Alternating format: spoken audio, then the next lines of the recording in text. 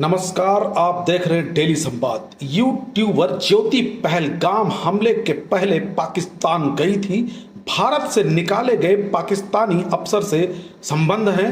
ओडिशा की यूट्यूबर के घर भी पुलिस पहुंच चुकी है। जासूसी के आरोप में पकड़ी गई यूट्यूबर ज्योति मल्होत्रा को लेकर हरियाणा पुलिस ने बड़ा खुलासा किया है। हिसार के एसपी शशांक कुमार सावंत ने बताया कि पहलगाम हमले से पहले ज्योति पाकिस्तान गई थी। पाकिस्तान उसे एसेट के तौर पर डेवलप कर रहे थे।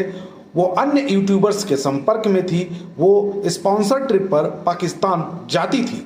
भारत से निकाले गए पाकिस्तानी अफसर दानिश से ज्योति की नजदीकी थी। उसके यूट्यूब चैनल ट्रैवल विद जो पर अपलोड किए गए वीडियो से ही इस बात का पता चला। इसके बाद पूछताछ में ज्योति ने इस बात की पुष्टि की।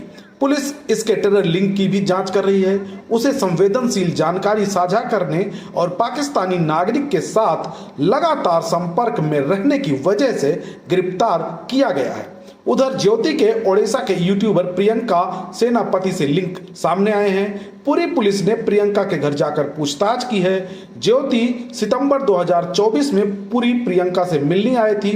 प्रियंका के पिता ने बताया कि उनकी बेटी की ज्योति से दोस्ती यूट्यूब के जरिए हुई थी। उनकी बेटी ने 3-4 महीने पहले एक अन्य दोस्त के साथ करतारपुर साहिब की यात्रा की थी। उनके साथ ज्योति नहीं थी।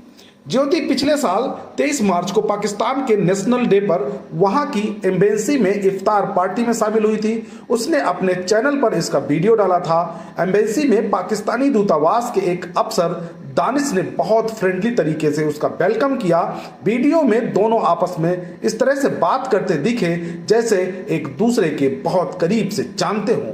पार्टी में दानिश ने उसे अपनी पत्नी से मिलवाया। इसके अलावा वहां मौजूद अधिकारियों से भी उसकी बात कराई। इस इफ्तार में ज्योति कुछ चीनी अधिकारियों से भी मिली। वो पूरे वीडियो में पाकिस्तानी एम्बेसी में किए इंतजामों की जमकर तारीफ करती रही। उसने दानिश की पत्नी को अपने घर यानी हरियाणा के हिसार में आने के लिए इनवाइट भी किया। इसी दानिश को ऑपरेशन सिंदूर के बाद अवांछित व्यक्ति घोषित किया गया था।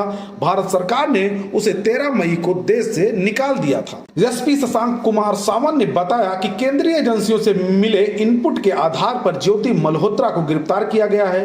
वो पाकिस्तान में आईएसआई के संपर्क में थी। पुलिस उसके बैंक खातों, मोबाइल और लैपटॉप की जांच कर रही है। उसका आय से ज्यादा खर्चा था, इसकी भी जांच की जा रही है। इस मामले में सोशल मीडिया पर सक्रिय कुछ अन्य लोगों की भी जांच की जा रही है। पाकिस्तान और चीन की यात्रा से शक के घेरे में आई ज्योति ट्रैवल ब्लॉगर ज्योति मल्होत्रा सुरक्षा एजेंसियों की नजर में तब आई जब वो पिछले साल 2024 में 2 महीने के भीतर पाकिस्तान और फिर चीन गई थी। ज्योति मल्होत्रा 17 अप्रैल 2024 को 1 महीने के टूर पर पाकिस्तान गई थी। 15 मई तक वो पाकिस्तान में ही रही। इसके बाद भारत लौटी। पाकिस्तान से लौटने के बाद 25 दिन बाद ही 10 जून को वो चीन चली गई। 9 जुलाई तक चीन में रही और फिर वहीं से 10 जुलाई को नेपाल में काठमांडू पहुंच गई। इससे पहले वो करतारपुर कॉरिडोर से पाकिस्तान गई थी तो वहां पंजाब प्रांत की मुख्यमंत्री और पूर्व पीएम नवाज शरीफ की बेटी मरियम नवाज शरीफ से मिली और उसका इंटरव्यू तक किया। सुरक्षा एजेंसियों के ज्योति पर शक की 4 वजह हैं। पाकिस्तान और चीन के बीच दोस्ताना संबंध। ज्योति को एकदम से दोनों देशों का वीजा कैसे मिल गया? ज्योति कोई नौकरी नहीं करती। हिसार में 55 गज का घर है। फिर उसकी विजिट के खर्च किसने किए? पाकिस्तान दूतावास की पार्टी में वो गेस्ट कैसे बनी? दानिश के साथ उसका फ्रेंडली व्यवहार भी एजेंसियों को खटका है। ज्योति महज एक ट्रैवल यूट्यूबर है। इसके बावजूद वो पाकिस्तानी पंजाब की सीएम मरियम नवाज शरीफ के इतना करीब कैसे पहुंची? ज्योति मल्होत्रा पाकिस्तान के संपर्क में कैसे आई, आइए जानते हैं। वीजा लेने पाकिस्तान एम्बेसी में गई। पुलिस को दिए बयान में ज्योति मल्होत्रा ने बताया कि उसने ट्रैवल विद जो के नाम से यूट्यूब अकाउंट बना रखा था। वो पाकिस्तान को एक्सप्लोर करना चाहती थी। इसके लिए वीजा लेने वो नई दिल्ली स्थित पाकिस्तान एम्बेसी में गई। ज्योति ने पुलिस को बताया कि पाकिस्तानी एम्बेसी में उसकी मुलाकात वहां के अधिकारी एहसान उर रहीम उर्फ दानिश से हुई।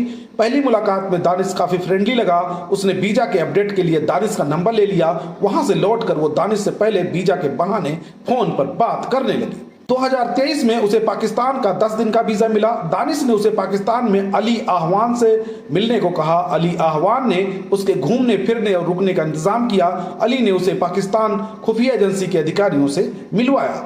अली ने उसकी मुलाकात शाकिर और राणा शहबाज से कराई। ये दोनों पाकिस्तानी खुफिया एजेंसी के अधिकारी निकले। ज्योति ने शाकिर का मोबाइल नंबर ले लिया।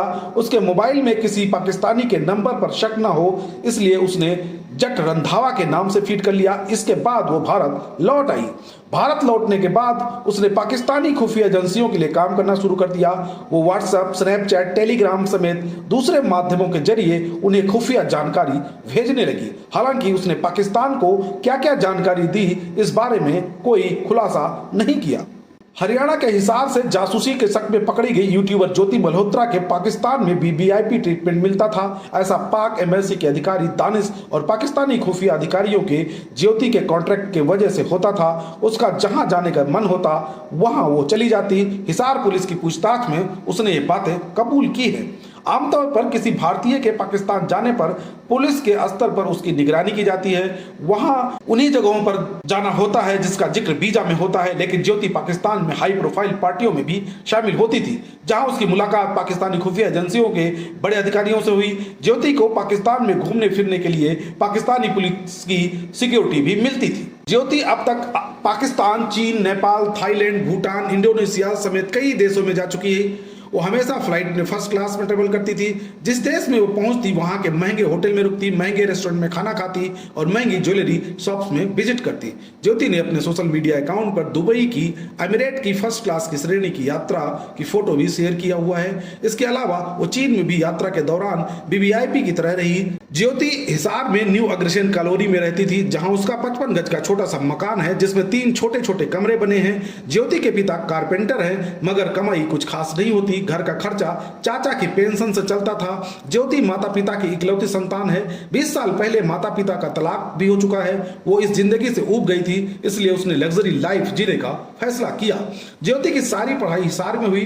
यहाँ के FCJ कॉलेज से उसने BA की पढ़ाई की। फिर दिल्ली चली गई, जहां उसे 20,000 रुपए सैलरी पर नौकरी मिल गई। दिल्ली वो PG में रहती थी। घर वो कभी कभार ही आती थी। 2020 में जब कोरोना काल आया तो कंपनी ने उसे नौकरी से निकाल दिया। वो हिसार लौट आई। उस वक्त उसे वहां कोई नौकरी नहीं मिली।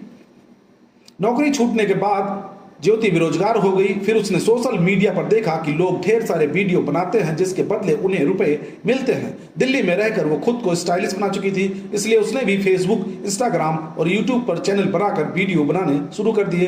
धीरे धीरे उसे इनके जरिए कमाई भी होने लगी। इस दौरान ज्योति अधिकतर समय बाहर ही रहती थी।